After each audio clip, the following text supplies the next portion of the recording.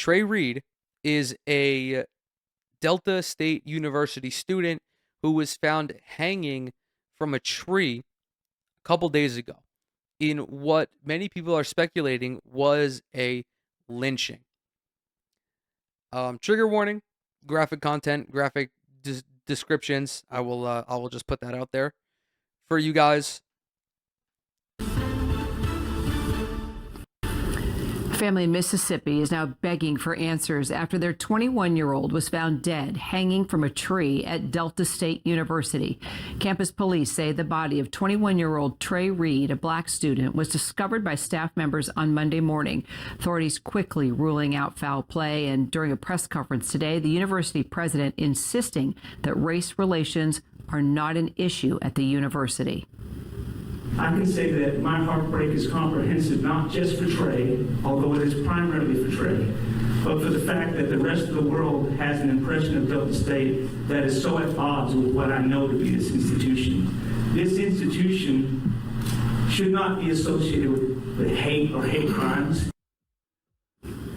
Civil rights attorney Ben Crump, now representing Reed's family, demanding more transparency. The family saying we cannot accept vague conclusions when so many questions remain. Let's bring in our Ike Ajachi. So, Ike, what are we learning from police today? And are they still continuing to rule out foul play? Yeah, Kira, several different agencies surrounding this investigation are saying just that. The Delta State University police chief, he's come out and said that there is no indication of foul play surrounding this incident. He also said that there is no ongoing threat to staff or faculty.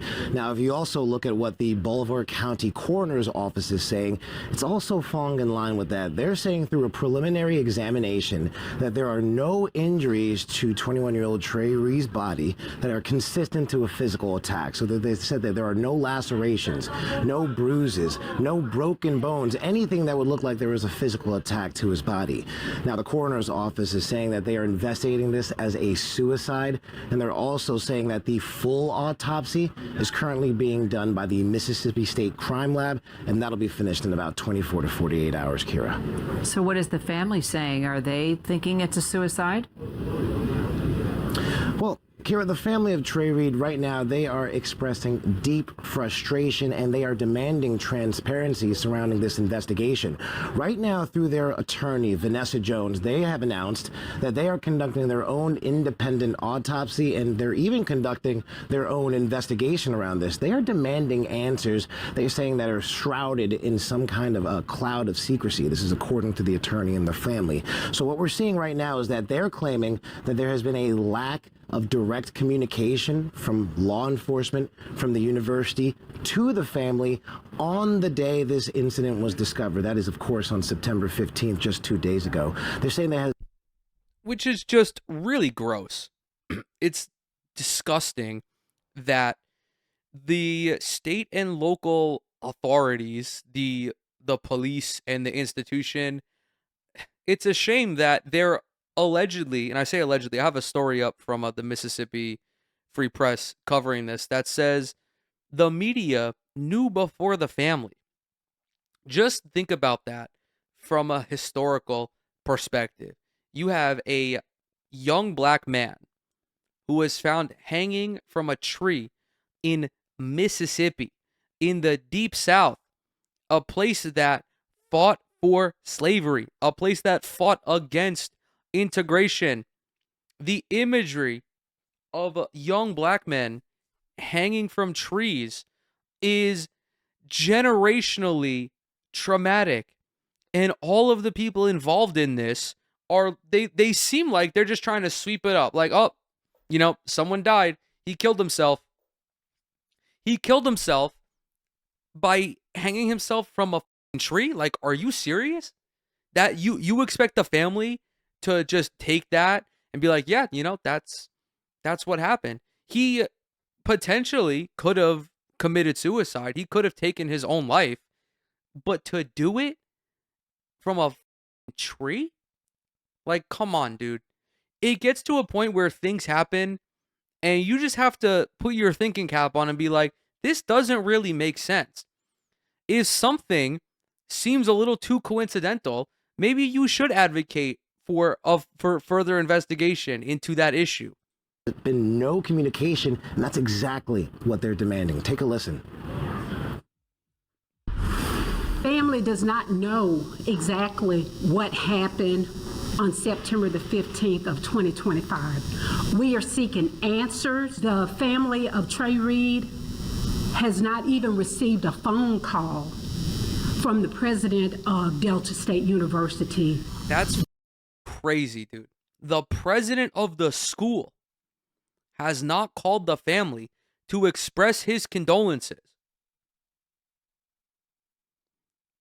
And it just so happens that it's a young black man. This is what systemic racism looks like. They can't even be bothered to reach out to the family to say that they're sorry that their 21-year-old is no longer with them. That he was a bright young man who was getting ready to hop into the professional world, and his impact on this school will be duly missed. Like, come on, bro. What the it's so gross. Told me that they found Trey Reed in his room. And he didn't say possible suicide, he said suicide. Found in his room originally, according to these reports, and then mysteriously was just found hanging from a tree.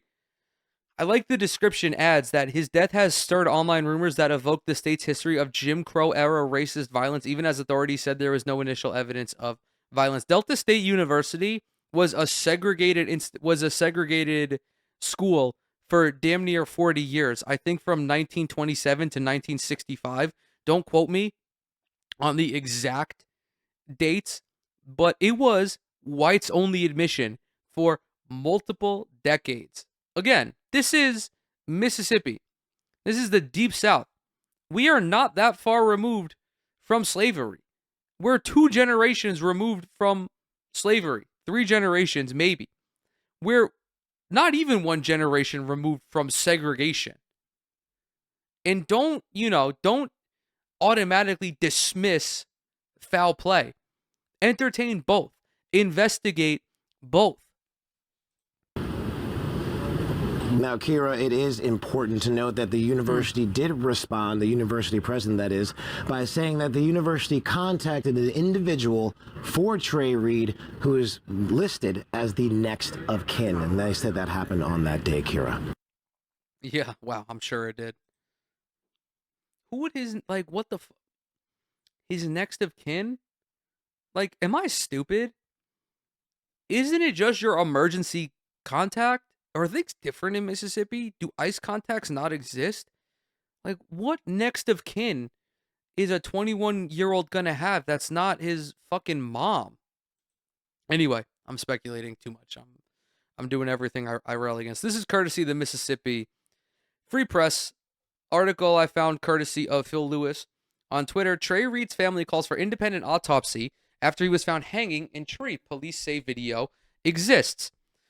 The family of Trey Reed is seeking an independent autopsy following the Delta State University student's death on Monday when his body was found hanging in a tree on campus. Pardon me. At a press event at Living Faith Miracle Temple Church of God in Christ in Grenada late Tuesday afternoon, Vanessa J. Jones of the Jones Law Firm, who is representing the Reed family, told the media that the family is still waiting for answers. Quote, "The family does not know exactly what happened on September the 15th of 2025. We are seeking answers from Delta State University. We are seeking answers from the coroner's office," she said. Delta State University staff discovered Reed's body hanging from the tree at 7:05 a.m. on Monday, September 15th, in the middle of campus, where the 21-year-old had just begun attending college. In the middle of campus? Bro, come on. Like, put the pieces together, man. Put the pieces together. Hours after the discovery, Delta State University Police Chief Mike Peeler said in a press conference that no foul play was currently suspected. Oh my God, what a useless goober. The same day, 2 officials from the Bolivar County Coroner's Office said Trey Reed had no other visible injuries that would indicate an attack prior to his hanging. Vanessa Jones criticized Delta State University and Bolivar County officials, telling the Mississippi Free Press that both had left the Reed family completely in the dark after the discovery of Trey Reed's body, failing to properly communicate with them in their darkest moment. The media, the lawyer said, quote, knew about Trey's death before the family did. That's one of the reasons for the urgency of this press conference, Jones continued, because the family is getting all of their information secondhand through the news. This happens a lot in athletics, where a player will not know that they're traded until after Woj reports it. In that instance, it's fine because it's basketball, right? I know it's someone's life and they have to get up and move somewhere, but they're not dead. And they weren't potentially lynched. The fact that the media was able to get a hold of this is so shameful. All the authorities had to say was nothing. They didn't have to text one of their sources, and they didn't have to respond when reached for comment. It's very easy to say, I can't provide a comment at this time. Well, law enforcement does it all the time. They do it routinely. And the confusing incident occurred the morning of Trey's death, she said. The Grenada County Sheriff's Department arrived at Trey's family's home at approximately 9:15 and informed the family that Trey was found dead in his dorm room in his bed. Not long after, the family would learn that Trey had died in the center of campus, hanging from a tree. The day after this story first published, Grenada County Sheriff's Department Chief Deputy Ricky Williamson told the Mississippi Free Press in an interview that neither he nor his investigator, Sonia Willis, specified where he had been found when they informed the family of Trey Reed's death on Monday. Grenada, his childhood hometown, is located roughly an hour east of Cleveland, where he was studying at Delta State University. That was never the words that they were said when they were notified of his death. Absolutely not. The conversation was that me and my investigator went there to the grandparents of Trey Reed, had them sit down on the porch, and we told them that we had been sent to notify them that Trey Reed had been found deceased at Delta State University and that the DSU police chief was on the scene. I said, I don't recall the exact wording, but that they didn't believe it and had, okay, let's try this again because I can't read apparently. I said, and I don't recall the exact wording, but that they didn't believe it had been done by anyone else, he continued. I handed them the note with the chief's name and phone number and asked, could we pray with them? We prayed, and as we were leaving, the grandmother asked, was he down on the floor? Was he in his bed? Ma'am, I don't know, and that's when he walked away. The family needs clarity on the moments leading up to Trey's death, Jones said. Quote, if this young man was on the campus of Delta State University with all these cameras and all this modern technology from the moment he left his dorm room or entered campus, there should be surveillance of his actions. That's what we want. Bring the surveillance, bring the cameras so that we'll know exactly what happened. Jones did not allege that Reed's death had been violent, but demanded a full and independent investigation. Quote, we're not here to point fingers yet, but we will have answers. The possible constitutional violations of releasing Trey's name to the media immediately after it happened, we'll get to that, but for now, the family's asking for answers. Speaking at that same press event, Pastor Jerry Reed, Trey's uncle, told the media that his nephew had been a, quote, happy young man, filled with purpose and excited for a new chapter at Delta State University. Quote, when I talked to him, he always told me that he had a plan for his life and many things he wanted. He wanted to go to college. He wanted to be a truck driver because that's what I was for nearly 30 years, and that's what he wanted to be. U.S. House Representative Benny Thompson, a Mississippi Democrat whose district includes Bolivar and Grenada counties, called for a federal investigation into Reed's death by the U.S. Department of Justice and the FBI. Quote, it's always tragic when a young life is cut short, Thompson said. Quote, we must leave no stone unturned in the search for answers. While the details of the case are still emerging, we cannot ignore Mississippi's painful history of lynching and racial violence against African Americans. My deepest condolences and prayers are with Trey's family during this difficult time. Precisely. That's why I said the same thing. You cannot just exclude the historical significance of certain things. There is such an urge now to believe that things happen in a vacuum, that one event that happens right now occurs independently of events that preceded it. That is not always the case. And even when something occurs, when it is an instance along racial lines, along the lines of sexual orientation, along the lines of misogyny, you have to take history into context, especially when it is a young black man who was potentially lynched in Mississippi. Trey Reed's death set off alarms across social media, with countless concerned observers fearing Reed's death was intentional, a painful echo of the many lynchings of black men in Mississippi's past. One persistent rumor falsely asserted that Trey's limbs had been broken, rendering suicide impossible. You can look for both instances. You can investigate potential suicide while also looking into foul play. Monday afternoon, the Free Press spoke to Bolivar County Deputy Coroner Murray Roark, who said he assisted his colleague, Deputy Coroner Dwayne Proctor, in the examination of Reed's body. Roark insisted he had seen no evidence of broken limbs on Reed's body. Later, Bolivar County Coroner Rudolph Seals elaborated, confirming that examiners found no evidence of assault on the body of the deceased. Quote, based on the preliminary examination, we can confirm that the deceased did not suffer any lacerations, contusions, compound fractures, broken bones, or injuries consistent with assault, Seals said. At this time, there is no evidence to suggest the individual was physically attacked before his death. Hours after Reed's death, police 100 miles south in Vicksburg found the body of a homeless white man hanging in a tree in a wooded area, sparking rumors of a connection between the two deaths on social media. Vicksburg police have said that they have no indication that the two deaths are related, but that investigation is also ongoing. This is interesting, considering only a few days ago, Brian Kilmeade said that you should kill all mentally ill and homeless people. At Tuesday's press conference, Vanessa Jones alleged that university leadership had yet to even call the Reed family, contradicting statements from DSU President Dan Ennis. Quote, they've said they're there for the family, but they haven't even contacted the family. This is what we call a false narrative, Jones said on September 16th. The president of Delta State has not taken 30 seconds to call Trey's family. Ennis acknowledged that in a press conference on Wednesday morning, explaining that he was bound by protocol to communicate with the individuals. Trey Reed listed himself as next of kin rather than immediate family relations.